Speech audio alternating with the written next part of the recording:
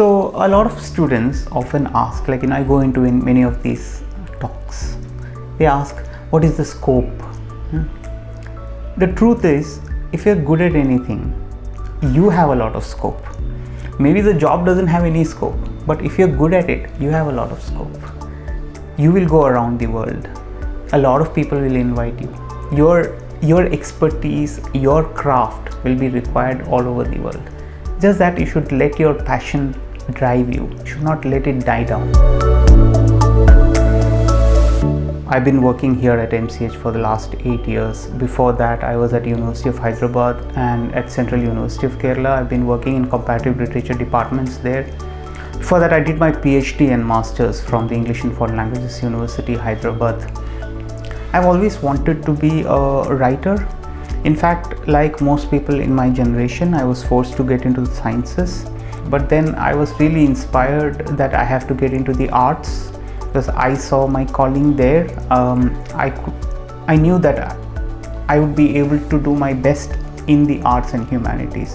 Whatever I had dreamt for myself as doing in the arts and humanities, which is teaching people, but also traveling the world, meeting new people, traveling to different countries, engaging with different kinds of people, all of that has happened for me. And I think that has been the greatest attraction, like in the sense that there is not a single moment in which my choice in life, arts and humanities, has let me down. So the students here at MCH, one thing about them are that they are quite engaging and forthcoming. This has to do with our selection process, because our selection process is not based on an entrance exam. Rather, we ask people to write an SOP.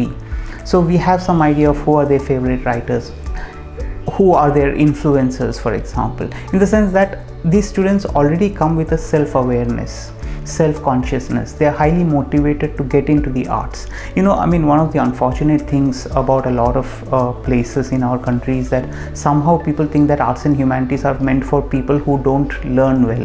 The poor students get into arts and humanities. But we have been actually against that trend, because we get those students who are highly motivated to be in arts and humanities, just like ourselves, quitting something else, getting into the arts and humanities, and they really know where they want to be, where they want to go.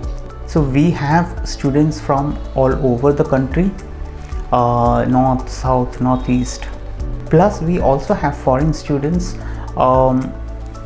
coming here for a year, for a semester. We have this active engagement.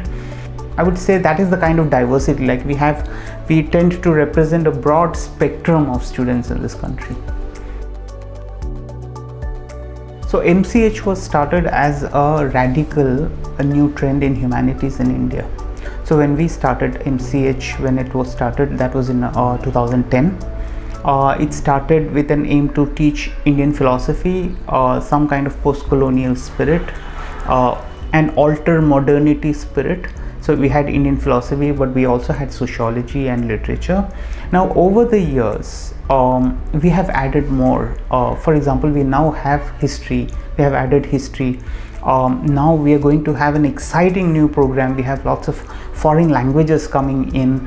We have Sanskrit and foreign languages coming in, and students are going to be given all kinds of choices, all kinds of majors and minors, 7 majors. Like we were 3, then we became 4. From the coming year, from now onwards, we are going to have 7 majors and 9 minors. So that is the kind of exciting branching out kind of change that has happened at MCH in these past 7-8 years.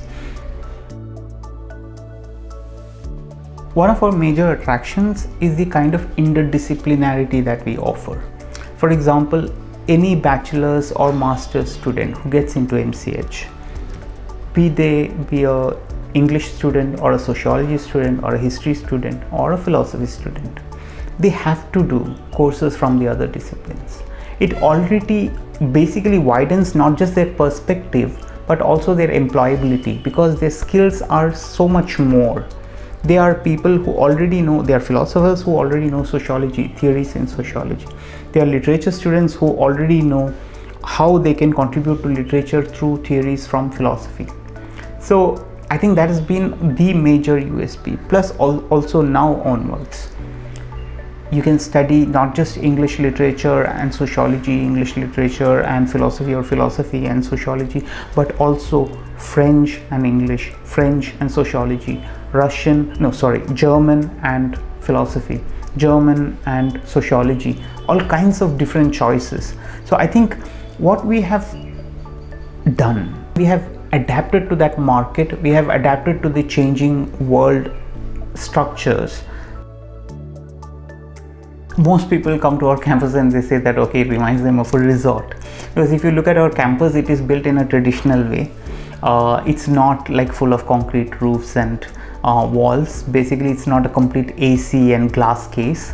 What we have done is to actually incorporate the traditional architecture of the region, such that even during summer we don't need ACs, because it's the roofs are tiled, there's air circulation all around. We have a courtyard, inner courtyard, so it's basically that old structure which allows for a lot of circulation.